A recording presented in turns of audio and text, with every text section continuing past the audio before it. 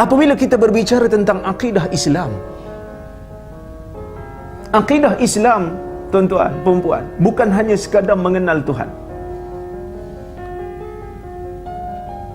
Akidah Islam bukan hanya sekadar kita mempercayai wujudnya Tuhan.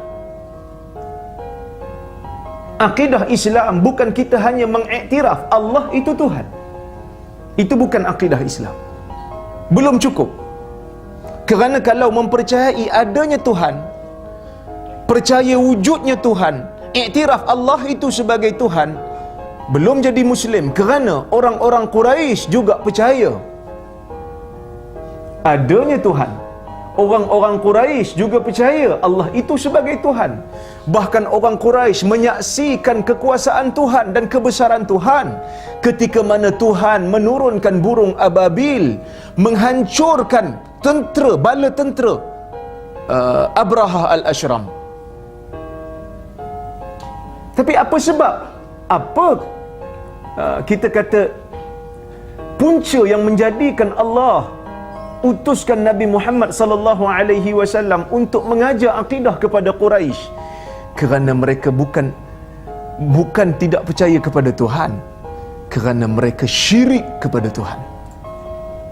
Mereka iktiraf kebesaran Tuhan, mereka iktiraf kewujudan Tuhan, mereka iktiraf Allah sebagai Tuhan, tetapi dalam masa yang sama mereka juga mengiktiraf kuasa-kuasa lain yang berkongsi kuasa dengan Tuhan. Mereka iktiraf ada berhala yang diberikan kasih sayang, yang diberikan tawakal, sama seperti mana mereka memberikan kasih sayang dan tawakal kepada Tuhan. Sebab tu orang Quraisy, mereka berkorban. Tuan-tuan baca dalam suratul An'am, mereka juga korban kepada Allah. Hadza lillah wa hadza li syurakaina. Yang ni untuk Allah, korban yang kami lakukan. Tapi dalam masa yang sama, yang ni korban yang kami buat untuk berhala-berhala kami. Maka Islam amat rigid dalam isu ni. Islam satu agama yang berdiri di atas tauhid, mengesakan Allah. Sebab tu kita bila nak masuk Islam, kita mulakan syahadah kita dengan nafi. La ilaha illallah. Syahadah kita bukan asyhadu annallaha huwal ilah. Itu bukan syahadah Islam. Kalau kita tak nafi, seolah-olah kita mengiktiraf yang lain juga sebagai Tuhan. Kita tak kata saya menyaksikan Allah itu sebagai Tuhan. Itu bukan syahadah. Nak masuk Islam, dia mesti mengucapkan nafi dulu. Asyhadu an la ilaha illallah. Menafikan sebarang jenis Tuhan, sebarang jenis kuasa. Bersihkan dulu jiwa kita daripada sebarang pergantungan selain daripada Allah. Lepas tu baru kita katakan illallah, kecuali Allah, hanya Allah. Baru dinamakan dengan akidah Islam. Maka Islam sebagai agama yang berdiri di atas tauhid, dia tak nak umat dia ataupun penganut dia terjebak dengan syirik. Maka diharamkan semua pintu-pintu yang boleh membawa kepada syirik. Walaupun pintu tu boleh jadi bawa, boleh jadi tak bawa, tapi oleh kerana kebarangkalian untuk bawa kepada syirik itu besar, maka dia larang. Maka Islam mengharamkan, antara yang diharamkan kerana nak menjaga akidah manusia, Islam mengharamkan patung. Islam tak benarkan patung. Dalam hadis yang sahih, Nabi sallallahu alaihi wasallam bersabda, "Inna ashaddan nas 'adzaban yaumal qiyamah al-musawwirun." Sesungguhnya orang yang paling akan dikenakan azab yang pedih di hari kiamat nanti adalah orang-orang yang mengukir patung. Kerana patung inilah sumbernya. Membesarkan patung, menghormati lebih daripada had, lama-lama dia akan membawa kepada pengagungan dan akhirnya dia akan membawa kepada sembahan. Islam haramkan benda ni. Pintu ni, kerana pintu ni boleh bawa terus direct kepada syirik. Kecuali patung-patung untuk budak-budak, yang tu Islam berikan pengecualian.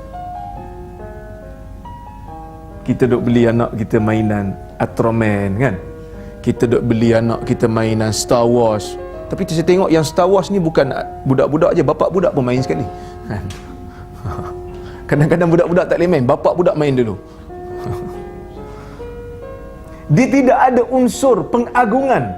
Bila kita beli anak kita patung, belikan anak kita patung kan, kita beli kat anak kita bagi kat dia, nah patung sempena birthday, kita bagi patung kat dia kan. Kadang-kadang tak sampai 2 hari cabut dah kepala dia, kerana tidak ada unsur pengagungan terhadap patung tu. Sebab tu Islam benarkan. Dia beza kalau kita beli patung, kita akan letak di tempat yang tinggi supaya anak-anak kita tak boleh reach. Maka Islam tak benarkan benda ni, kerana ia adalah pintu. Kadang-kadang kita kata, saya memanglah saya tak sembah dia pun. Ya, mungkin kita tak, tapi generasi kita siapa tahu. Kerana orang Quraisy juga, dia sembah patung tu. Dia bukan sembah saja, dia minta supaya patung tu menyampaikan hajat mereka kepada Allah. Kerana orang Quraisy ni dia doa kepada patung supaya patung tu sampai kepada Allah, menjadikan patung tu sebagai perantara. Kerana dia kata, aku bukan tak boleh doa direct, tapi aku ni banyak dosa, jadi aku kena minta kat batu sebab batu ni tak ada dosa. Semua ni disanggah oleh Islam. Islam kata kalau nak doa, direct terus kepada Allah, kerana Allah itu hampir kepada hamba-Nya. Kata orang Quraisy, ma na'buduhum illa liyuqarribuna ilallahi zulfa. Ketika mana Nabi larang orang Quraisy daripada menyembah berhala, mereka kata apa? Ma na'buduhum illa liyuqarribuna ilallahi zulfa. Kami bukan sembah berhala tu sembah saja-saja, tapi kami sembah mereka, melainkan tidak lain tidak bukan, kami sembah mereka hanyalah untuk mendekatkan diri kami kepada Allah. Dalam masa yang sama mereka iktiraf keesaan Tuhan. Dari sudut Tuhan ini mencipta semua yang ada di atas muka bumi ini, tetapi dari sudut uluhiyahnya bermasalah. Dari sudut meletakkan Allah sebagai tempat untuk ibadah, mereka tersilap kerana memberikan kepada berhala.